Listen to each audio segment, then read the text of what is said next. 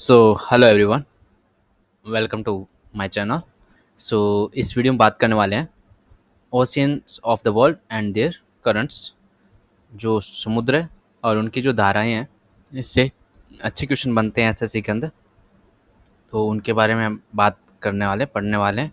और अभी जो नई एडिक्विटी जो नया वेंडर आया है, वो ऐसे टॉपिक्स को ज़्यादा जो टच कर रहा है, जो कि करंट यूज जो टीसीएस इतना यूज नहीं करती थी उस टॉपिक को। तो स्टार्ट करते हैं। तो सबसे पहले हम पढ़ेंगे कि जो ओशियंस ऑफ द वर्ल्ड, समुद्र है वर्ल्ड के, वो सारे पढ़ लेते हैं, उनके बारे में जानकारी ले लेते हैं। तो four oceans: Pacific, Atlantic, Indian ocean और आर्कटिक ओशियन। तो ये पैसिफिक ओशियन की बात करें तो यह नेम्ड इसको नेम किया था फर्डिनेंड मैगेलन। Ferdinand Magellan. और मीनिंग है कि इसका मतलब यही है, पैसिफिक का मतलब पीसफुल और largest ocean of the world. Deepest ocean भी है, जिसकी एवरेज जो डेप्थ है वो 4280 मीटर्स है। एंड मैरियाना ट्रेंच, जो सबसे गहरा गर्त बोला जाता है, मैरियाना ट्रेंच है, वो इसी पैसिफिक ओशियन में पड़ता है। वो 11,034 मीटर डेप्थ है जिसकी। फिर आइलैंड इस पे पड़ते हैं, जो वॉल्केनिक और कोरल ओरिजिन से जो आइलैंड्स हैं वो बने हैं इसके। इसमें जितने भी आइलैंड हैं वो वॉल्केनिक होंगे या फिर कोरल से बनते हैं। फिर बात करते हैं एंटार्क्टिक ओशियन की। तो एंटार्क्टिक ओशियन ये है सेकंड लार्जेस्ट।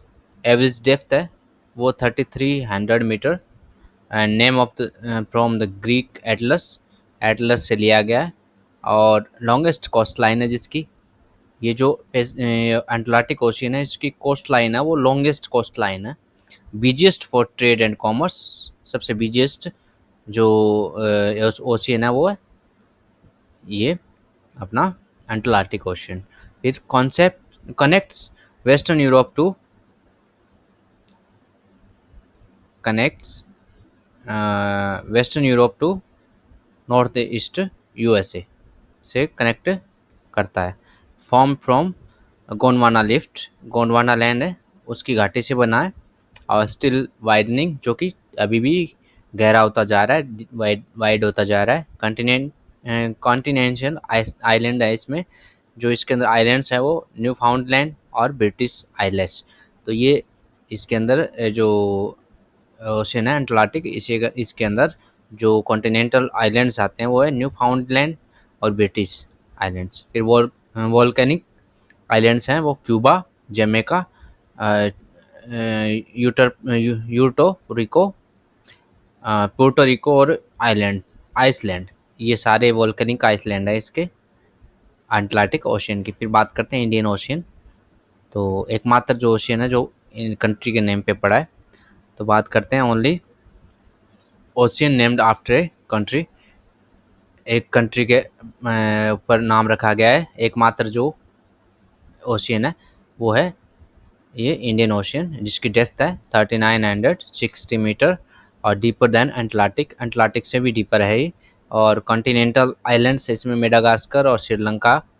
और फिर वोल्केनिक जो आइलैंड्स हैं वो मॉरिशस, अंडमान निकोबार।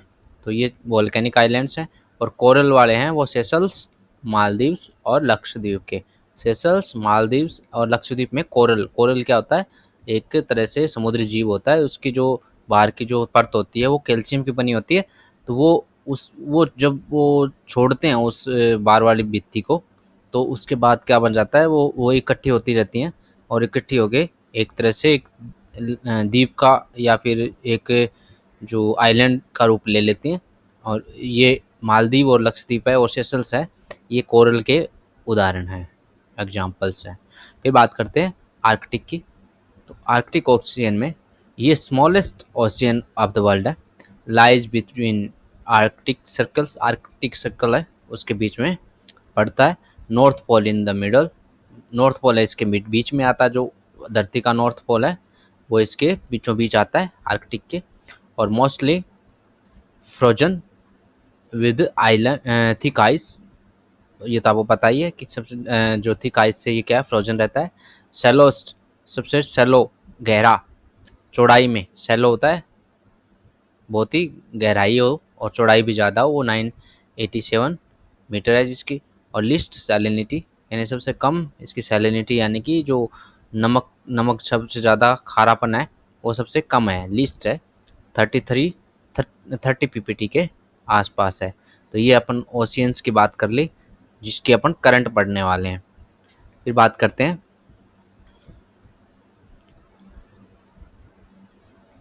आगे, बात करते हैं ओशियन करंट्स। तो सबसे पहले ओशियन करंट्स में डेफिनेशन पढ़ लेते हैं किसको करंट्स बोलते हैं। तो सबसे पहले बात करें तो flow of large water amount, जो फ्लो ऑफ बहुत ज़्यादा जो वाटर का अमाउंट है उसका जो एक तरह से फ्लो स्टार्ट हो जाता है एक डायरेक्शन में, उसको बोलते हैं करंट। और डेफिनेट जिसकी डायरेक्शन हो, एक डायरेक्शन में एक दिशा में चलते हो। और फिर ग्रेट इंटेंसिटी, जिसकी स्पीड और इंटेंसिटी बहुत ज़्यादा तेज हो, तो उसको क्या बोलते हैं, करंट बोलते हैं। और फिर बात करते हैं टाइप्स। तो दो टाइप की होती हैं। पहली है हॉट करंट्स और कोल्ड करंट्स। हॉट करंट्स होती है जो flow from lower to high latitudes. देखो इसमें एक तो लेटीट्यूड एक लॉन्गिट्यूड होता है। तो लॉन्गिट्यूड यानी लेटा हुआ पार्ट होता है, और जो लेटीट्यूड होता है वो खड़ा हुआ पार्ट होता है अर्थ के। जो अब जब बाद में बात करेंगे, जब अपन लॉन्गिट्यूड जो इसकी पूरा पढ़ेंगे अर्थ की स्ट्रक्चर वगैरह, ये जो वर्ल्ड है उसका मैप पढ़ेंगे तो उसमें बात करेंगे। फिर flow from lower to higher latitude, higher latitude की तरफ ऊपर की तरफ जाता है लोअर लेटीट्यूड से। और ट्रॉपिकल जोन टू टेम्परेट सब पोलर, और सब पोलर की तरफ जाता है टेम्परेट जो उष्ण कटिबंधीय जिसको हिंदी में बोलते हैं उसकी तरफ ये जाती है। जो ट्रॉपिकल जो होती है, जैसे कि जैसे हायर लेटीट्यूड की तरफ, यानी कि जो नॉर्थ की तरफ जैसे बीच से चली और नॉर्थ की तरफ चली, ऐसे ही जैसे बीच से चली और साउथ की ओर चली तो वो हायर लेटीट्यूड होते हैं। बीचों बीच जीरो होता है। फिर इधर से लेफ्ट में नीचे बढ़ता है, वो नेगेटिव में बढ़ता है, ऊपर बढ़ता है वो पॉजिटिव में 180 तक बढ़ता है। तो इस तरीके से जो हायर लेटीट्यूड की तरफ ये फ्लो करती है। यानी अगर कोई साउथ अफ्रीका से चली तो ऊपर की तरफ चलेगी या फिर नीचे की तरफ चलेगी। तो ये चलती है कहाँ से है, ट्रॉपिकल जोन से चलती है, बीचों बीच से चलती है। फिर बात करते हैं फ्लो टुवार्ड्स कूलर ओशियंस। और ये किधर की तरफ बढ़ती है, हमेशा ठंडा जो ओशियन होगा, जैसे आर्कटिक हो गया, अंटार्कटिक हो गया, तो वहाँ बर्फ़ ज़्यादा होती है, तो ऐसे ओशियन की तरफ बढ़ती है जो ठंडा हो। तो ये ध्यान रखना है कि जो हॉट जो करंट होती है वो हमेशा कोल्ड की तरफ बढ़ेगी, यानी इसकी डायरेक्शन होगी कोल्ड की तरफ। फिर बात करते हैं कोल्ड करंट्स। तो कोल्ड करंट्स कौन सी होती है, flow from higher to lower, यानी कि जो ठंडी हवाएं होती है, जो जैसे बर्फ़ जहाँ पे है या जहाँ बारिश ज़्यादा होती है, जहाँ ठंडी ज़्यादा होती है, तो उस एरिया से वो जो समुद्र की जो लहरें हैं या समुद्र की जो करंट है वो चलती हैं। और किधर की तरफ, जो लोअर लेटीट्यूड्स यानी जीरो की तरफ चलती है, बीचों बीच की तरफ, ट्रॉपिकल की तरफ से चलती है। फ्लो टुवार्ड्स वार्मर ओशियंस, यानी बीचों बीच जो वार्मर ओशियंस होते हैं, गर्म ओशियंस होते हैं, उसकी तरफ चलती है। तो ध्यान रखना ऑपोजिट की तरफ चलती है हमेशा, कोल्ड है वो हॉट की तरफ चलेगी और हॉट है वो कोल्ड की तरफ चलती है। फिर बात करते हैं कि जो इंडियन ओशियन है उसमें थोड़ा सा एक्सेप्शन है। वो क्या है कि जो flow changes with monsoon, monsoon winds changes. India एक ऐसा कंट्री है जिसमें जो ये करंट जब फ्लो होती है, यानी जो इंडियन ओशन में जो करंट फ्लो होती है वो जो दोनों तरफ से फ्लो होती है। जब फ्लो चेंज होता है, जब मानसून होता है, तो ये विंड्स जो जब चेंज होती है तो इसका जो करंट का फ्लो है वो भी ऑपोजिट डायरेक्शन में फ्लो होने लग जाता है। यानी कि जो जैसे हॉट करंट है तो वो कोल्ड की तरफ बढ़ती है, लेकिन इंडिया के अंदर या इंडियन ओशन में ये भी हो सकता है मानसून के टाइम कि जो कोल्ड है वो कोल्ड की तरफ भी बढ़े और हॉट है वो हॉट की तरफ बढ़े। तो ये एक स्पेसिफिक एक्सेप्शन है, यानी जो अपवाद है इंडियन ओशियन। फिर बात करते हैं स्पेसिफिक करंट्स। जो करंट्स है जिसमें पैसिफिक और एटलांटिक ओशियन है उसमें कौन सी करंट्स है वो अपन बात करते हैं पहले। तो सबसे पहले बात करें वार्म करंट की, जो पैसिफिक और एटलांटिक, ये ध्यान रखना है, हम बात कर रहे हैं स्पेशल करंट्स इन पैसिफिक और एटलांटिक, जो ठंडा एरिया है या पैसिफिक एरिया है, पैसिफिक यानी जो प्रशांत महासागर है उसके, और एटलांटिक महासागर है उस तरफ की जो करंटें हैं उनकी बात करते हैं। तो सबसे पहले बात करेंगे वार्म जो करंट होती है, करंट है वो कौन सी है, वो है north equatorial, south equatorial, Kuroshio, Kuroshio, east Australian, north Pacific drift, Alaska, equatorial counter, El Nino, tsunami, sorry, Tsushima, Tsushima, Antilles, Brazilian, Florida, gulf of stream, Norwegian और इरमिंगर, इरमिंजर है। तो ये ध्यान रखना है, ये वार्म जितनी भी जो करंट्स हैं किसकी, पैसिफिक और अटलांटिक ओशियन की वो बात कर रहे हैं। नॉर्थ इक्वेट वार में नॉर्थ वाली इक्वेटोरियल जितनी भी हैं वो इसमें आती है, वार्म में आएंगी। और कुशियो हो गया, east Australian, Pacific, north Pacific drift, Alaska, equatorial counter, El Nino और Tsushima, Antilles, Brazilian, Florida, gulf stream, Nigerian और इरमिंजर, ये सारी आती हैं वार्म के अंदर। कोल्ड की बात करें तो हमबोल्ट जो पेरू से चलती है, हमबोल्ट, कुरिल जो ओशियो या ओशो तक से चलती है, कुरिल, ये कोल्ड है। फिर कैलिफोर्निया, अंटार्कटिका सरकमपोलर, अंटार्कटिका सरकमपोलर, बंजेला और फाल्कलैंड, बंजेला और फाल्कलैंड, ये सारी है कोल्ड स्ट्रीम्स। तो क्वेश्चन ऐसे आ सकता है कि कोल्ड स्ट्रीम्स हैं वो कौन सी होंगी, 3 ऑप्शन सेम दे देगा और एक वार्म का दे देगा या नहीं होगी, ऐसे पूछ सकता है। तो हम्बलबोल्ट, कुरिल, कैलिफोर्निया, अंटार्कटिका सरकमपोलर और बेंजुएला और फाकलैंड, ये सारे क्या है, कोल्ड हैं। फिर बात करते हैं स्पेसिफिक करंट्स जो किसमें है, इंडियन ओशियन के अंदर है। तो इंडियन ओशियन में वार्म और स्टेबल, इसमें इसको कई भागों में बांटा गया है। जो वार्म और स्टेबल हो वो कौन सी है, नॉर्थ इक्वेटोरियल, मोजाम्बिक, आगुलास और सोमाली। तो क्वेश्चन ये भी आ सकता है कि कौन सी इंडियन ओशियन वाली जो करंट्स हैं, तो ये वार्म करंट का भी कई बार ये पूछता नहीं है स्टेबल और वार्म कौन सी होंगी, ऐसा इतना डीप नहीं जाता, लेकिन ये ज़रूर पूछ सकता है कि जो इंडियन ओशियन की जो करंट्स हैं वो कौन सी होंगी। 2 इधर से दे देगा या 3 इधर से दे देगा, एक चेंज कर देगा, तो ऐसे क्वेश्चन आ सकते हैं। तो नॉर्थ इक्वेटोरियल, मोजाम्बिक, अगुलाश और सोमाली, ये सारी वार्म एंड स्टेबल। फिर वार्म एंड अनस्टेबल में ये देखो गर्म वाली हैं सारी। तो वार्म एंड स्टेबल है जो साउथ वेस्ट मानसून करंट है, जो कुछ टाइम के लिए, अनस्टेबल का मतलब होता है कुछ टाइम के लिए, ये रेगुलर होती हैं, स्टेबल होती हैं कि ये हमेशा चलेंगे तो ऐसे ही चलेंगे। लेकिन अनस्टेबल में जब मानसून आ गया तो उस टाइम क्या है, ये थोड़ा सा करंट चेंज हो जाती हैं, उनकी डायरेक्शन चेंज हो जाती है। तो ये साउथ वेस्ट मानसून के टाइम जब चलती है तो ये वार्म और अनस्टेबल होती है। कोल्ड और अनस्टेबल में नॉर्थ ईस्ट मानसून करंट है, ये ध्यान रखना, नॉर्थ ईस्ट की तरफ जो चलेगी, यानी जो आसाम उसकी तरफ से मूव करके चलेगी ना, वो हमेशा ही जो अनस्टेबल होगी लेकिन कोल्ड होगी। वार्म होगी वो साउथ वेस्ट की तरफ चलती है।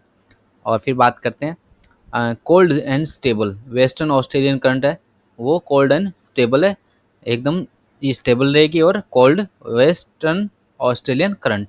फिर बात करते हैं एकदम कोल्ड की, बात करें सिर्फ ओनली इन कोल्ड, स्टेबल की बात, अनस्टेबल की बात नहीं हो रही, वो है साउथ इंडियन ओशन करंट जो कि ठंडी रहती है। साउथ इंडियन ओशन करंट जो कि किसकी है, ये इंडियन ओशन की करंट्स हैं। तो ये सारा आपने पढ़ा ये करंट्स के बारे में। फिर बात करते हैं कि जो इसमें अर्थ है उसका सपोर्ट सिस्टम फॉर लाइफ क्या है। ये अर्थ है वो अपने जो जितनी भी जीव जंतु है या फिर उनको पार्ट्स में बांटा गया है, कौन सी आवाज़ गैसेज होगी जितनी भी होगी वो सबको अलग अलग बांटा गया है। तो अपन पढ़ते हैं थोड़ा सा अर्थ का सपोर्ट सिस्टम। तो पहला है बायोस्फीयर्स। बायोस्फीयर किसको बोलते हैं अर्थ के अंदर, तो ये जो part of the earth where life exist, जहाँ पे जीवन संभव है, जीवन पनपता है, उसको part of earth where life exist, वो क्या है, बायोस्फीयर है। और earth only planet to support life, ये आप सबको पता ही है कि अर्थ है वो ओनली प्लेनेट है जो जो सपोर्ट करता है अभी तक लाइफ को। फिर बात करते हैं लिथोस्फीयर। तो लिथोस्फीयर कौन सी होती है, ये upper most layer of the अर्थ कस्ट की अपर मोस्ट जो लेयर होती है, अर्थ कस्ट की बात हो रही है। और कैपेबल ऑफ सपोर्टिंग लाइफ, इस पे लाइफ पाई जाती है। कवरिंग 2/7 ऑफ या फिर 28% के आसपास ऑफ अर्थ सरफेस बोला जाता है। 2/7 या 29.22 लिखा है, लेकिन ये ज़्यादातर 28% के आसपास दिया रहता है ऑप्शंस में। तो ये इतना जो कवर करता है वो कौन करता है, अर्थ का वो लिथोस्फीयर कवर करता है। फिर हाइड्रोस्फीयर, हाइड्रोस्फीयर में जो कि बहुत ज़्यादा कवर करता है अर्थ को, वो 5/7 है, यानी 70% जो एरिया है वो कवर करता है। हाइड्रो, हाइड्रो मतलब जल वाला, जल जल स्फीयर है ये, वो है अर्थ सरफेस का 70.78%, जिसमें water in gaseous, liquid and solid state तीनों मिल सकती है। Necessary for chemical reaction in organisms, जितने भी ऑर्गेनिजम्स हैं उनमें जो केमिकल रिएक्शंस होती हैं वो उसके लिए जिम्मेदार है। फिर dissolve and transport nutrients to plant, plant से प्लांट को न्यूट्रिएंट्स है वो प्रोवाइड करता है कौन, हाइड्रोस्फीयर। और फिर बात करते हैं used by plant to make food, और फूड बनाने में भी ये सहायता करता है। और अब एटमॉस्फेयर की जो लेयर्स हैं वो मैं पढ़ा चुका हूँ। तो एटमॉस्फेयर क्या होता है, जो गैसेज है जितनी भी है, और जहाँ तक अर्थ का जो ग्रेविटी ग्रेविटी है वो पुल किए रखती है गैसेज को, तो वो सारा सिस्टम मिला के क्या बोला जाता है, एटमॉस्फेयर, जिसमें एक गैसेज भी आ सकता है और सब कुछ आ सकता है। तो उसको बोलते हैं एटमॉस्फेयर, जहाँ रहने लायक चीज़ें हो उसको, जैसे रहने लायक भी नहीं बोल सकते हो, अदर जो प्लेनेट है उसका भी एटमॉस्फेयर हो सकता है, लेकिन एटमॉस्फेयर का मतलब हो गया कि जितनी भी गैसेज होगी, जहाँ तक एट लास्ट, जहाँ तक वो पहुँच रही है, जहाँ तक ग्रेविटी पहुँच रही है अर्थ की, उस ग्रेविटी जो खींच रही है, खींचे रखे उसको एक जगह सेट किया हुआ है, वहाँ तक का जो एरिया है उसको एटमॉस्फेयर बोला जाता है। सो ये अपन थोड़ा पढ़ लिया topic, ocean currents and earth life support system. तो hope you like this lecture. और अब नया वीडियो है उसमें हम आगे के जो टॉपिक्स है ज्योग्राफी के वो भी करवाने वाले हैं। एक चीज़ ध्यान रखना है कि ये जो सारा आपको ये इसका जो माइंड मैप है ये आपको मेरे टेलीग्राम चैनल पे मिल जाएगा, नीचे टेलीग्राम चैनल का लिंक मिल जाएगा आपको, तो उसमें मिल जाएगा ये सारी जो मैंने पढ़ाया है, ये आपको माइंड मैप की फॉर्म में, और हिंदी में माइंड मैप चाहिए तो वो भी मिल जाएगा। So thank you for watching, bye bye, take care, Tata.